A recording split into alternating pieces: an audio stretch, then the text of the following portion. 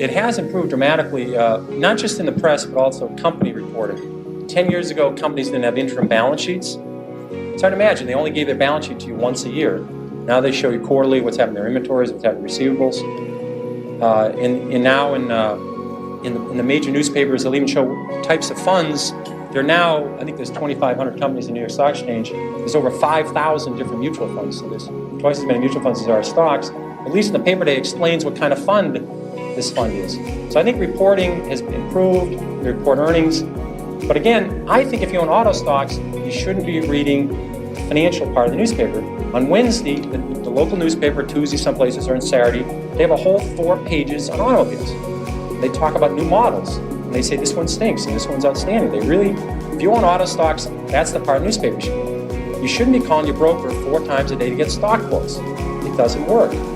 Getting up in the morning to look to see how your stock did yesterday is not useful.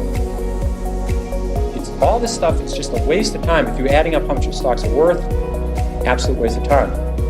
You should be looking at the company when you get the quarterly reports. You should be, if you're at the mall, imagine if you were in the retailing industry, or if you're in the restaurant industry, you would have seen Taco Bell, you would have seen McDonald's, you would have seen Toys R Us, you would have seen all these companies do terrifically well. You would have seen Bombay, you would have seen Tandy with Radio Shack. And you would have seen Radio Shack roll across the country. Pretty soon there were 25 Radio Shacks in every major city, and you said, there's not much room for them to go. But they had a 20-year great run.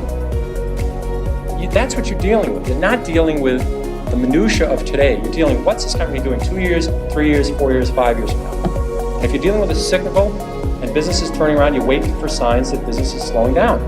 When you see it, you move on to something else.